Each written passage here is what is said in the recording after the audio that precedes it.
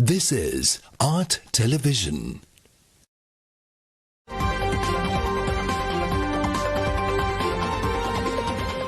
Coming up, State of Business, sponsored by SLT Mobitel Fiber. Deshi Fiber Balavegya. IWS Aviation.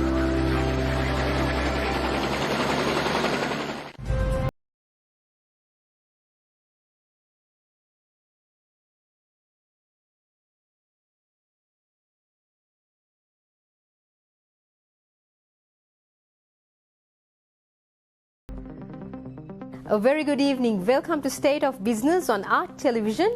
I'm Mariam Vijayaratna. Let's have a look at the headlines first. Check if your name is included in the voters registry. Election Commission request. Government kicks off a project to construct 100,000 kilometers of rural roads. News in detail. Election Commission of Sri Lanka requests all citizens of the country to check whether your name is included in the voters registry for the current year 2021. Additional Commissioner to the Election Commission, Mr. Lanka also appealed the public not to wait to claim about the unavailability of your name in the registry when an election is announced. Election Commission of Sri Lanka wishes to inform general public that voter registration process for year 2021 is now almost come to the last phase of it, and 17th of November is the last date of voter registration. We kindly request all the general public to be very mindful about this date, and if you are having any kind of a issue with voter registration, or if you are having any doubt about whether your name is there or to get the verification, you can visit our website. By entering your national ID card number, you can verify whether your name is in the registry. If that not in the registry, then this is the time period until 17th of November. You can claim your rights by submitting different formats. We request all the general public be vigilant about this requirement and make sure that your name is included in the 2021 voter registry. As a citizen of this country, that is the democratic right of all of us.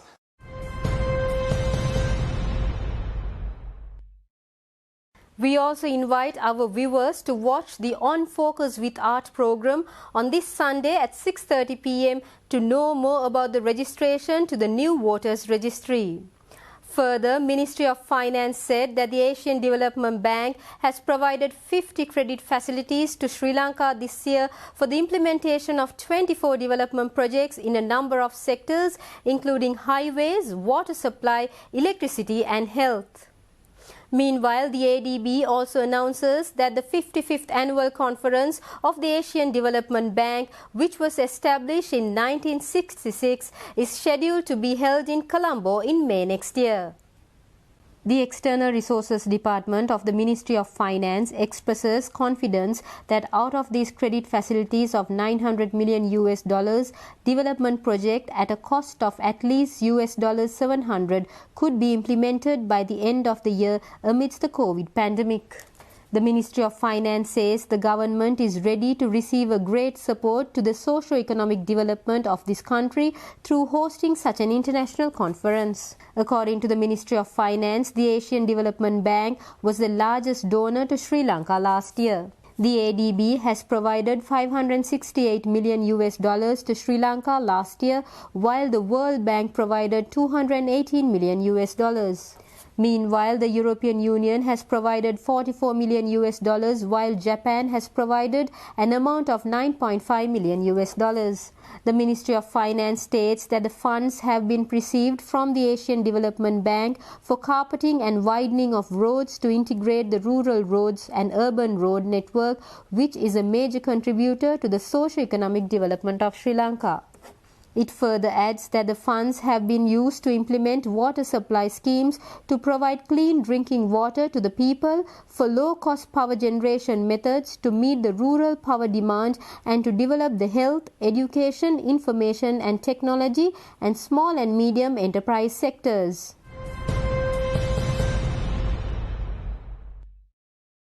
The Hambantota International Port recently facilitated the shipment of locally manufactured trailers, marking the beginning of its services to the local industry as a gateway port. Authorities say that the master plan of the Hambantota International Port clearly spells out supporting the development of Sri Lankan industries serving overseas markets. Chief Operational Officer of Hambantota International Port Group, Tissa Wickramasinghe, said that the Hambantota International Port is well equipped to handle such cargo and has an advanced Turberg tractor which makes it more convenient for the shipper. He also said that the higher freight rate charges and container vessels and congestion faced by other ports in handling containerized cargo makes Hambantota International Port the better choice for such shipments. Chief Operational Officer of Hambantota International Port further added that shipping these kind of cargo via RO vessel is becoming more of a trend because of its cost effectiveness for the shipper. Director of Dutch Lanka Trailer Manufacturers, Prasanna Haturusinghe, said the operation of discharging and loading was completed smoothly and the vessel sailed well ahead of the estimated time, which was a great cost saving for the company. He said that the port maintained high levels of productivity and efficiency, providing a streamlined service in handling our shipment. He also assured that when the operation was a cost saving for the company, the process in turn helps to strengthen the country's economy. The Hambantota International Port Group is moving fast to affirm Hambantota International Port's position as the gateway port for the southern hinterland. The port operator says as more and more industries integrate and a smoother supply chain is developed, they intend to penetrate the local export trade with a cost-effective logistics solution.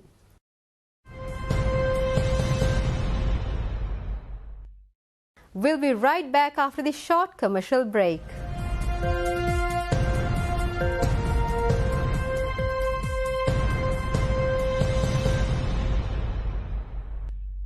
අන්තර්ජාලය fibre සමගින් බලකැන්වෙන තැන ඉස්සර වගේ නෙවෙයි දැන් ශ්‍රී ලංකාවේ ප්‍රථම වේගවත්ම සහ පුළුල්ම ප්‍රීමියම් ෆයිබර් අන්තර්ජාලය SLT Mobitel Fiber දේශීය fibre Balawegaya. Connect with SLT Rainbow Pages, your true local surge.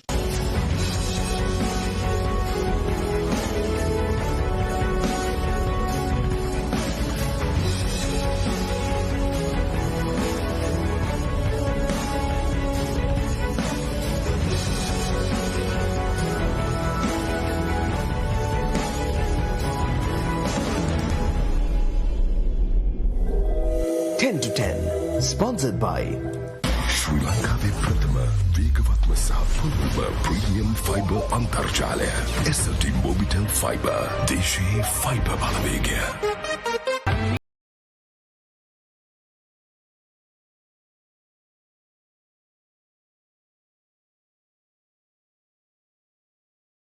Connect with SLT Rainbow Pages, your true local surge.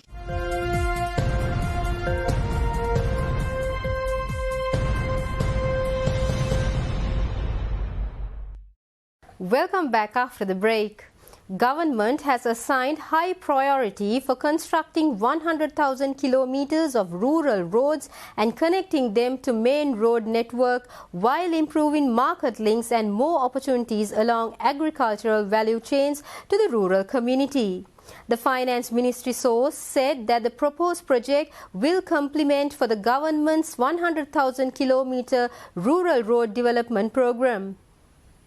The development policy framework of the government has identified the necessity of improvement of accessibility and connectivity of rural Sri Lanka by rehabilitation and improvement of rural and provincial roads on a priority basis. Poorly maintained provincial and rural road network has resulted poor accessibility and connectivity, poor road safety as well as high transportation costs for the rural community to access basic services and economic opportunities. Inclusive Connectivity and Development Project will improve 3,000 kilometers of growing proportion of the provincial and rural road network that is in poor condition. This proposed project will complement for the government's 100,000 kilometer rural road development program. It is planned to bridge the gaps in infrastructure and services in smallholder agriculture sector such as collection centers, warehouses and cold storage facilities and adequate transport facilities. Accordingly, this project will help deliver inputs and connect farmers to domestic and international markets while reducing post-harvest losses. Ultimately, the project will benefit the rural community to enjoy broad range of economic opportunities and also has access to the infrastructure, social services and government institutions that are an essential part of any development success. The total estimated cost of the ICDP project is USD 570 million and the International Bank for Reconstruction and Development has agreed to provide USD 500 million. Secretary to the Ministry of Finance, S.R. Artigala, signed the loan agreement with the World Bank's Vice President for South Asian region of World Bank, Hartwig Schaffer.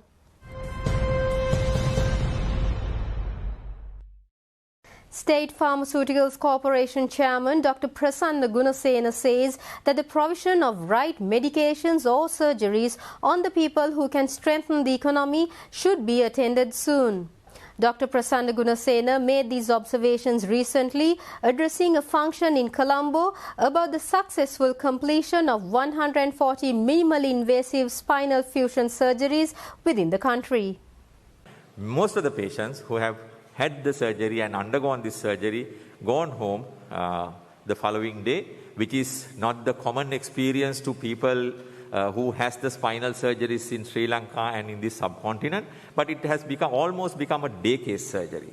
So when that day case surgery has given a lot of confidence to the people, and the most important thing is this message should go to the people so that they will not live with a disability, which can be corrected with a very safe procedure.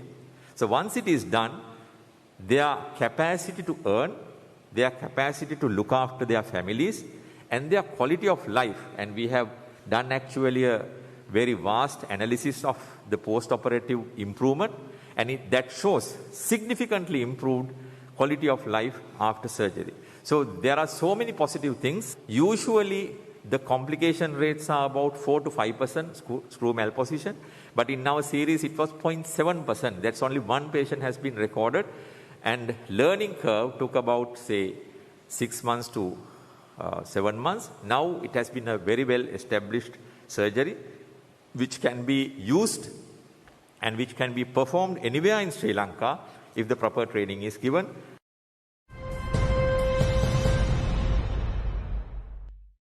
Trading at Colombo Stock Exchange ended on a mixed note today.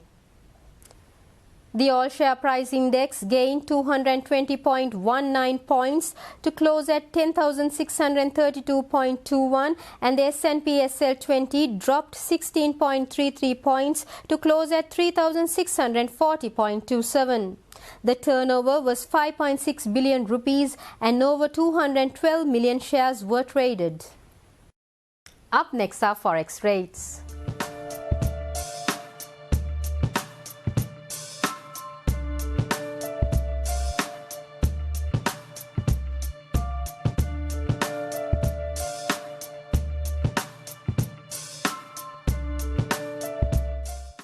That's all we have for tonight. Join with On Focus with Art on Sunday at 6:30 p.m. Have a great weekend. Good night.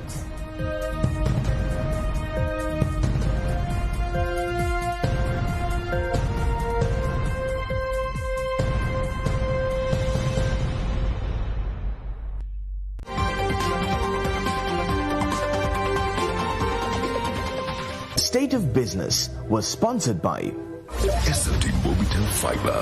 දේශයේ fibre බලවේගය. IWS Aviation.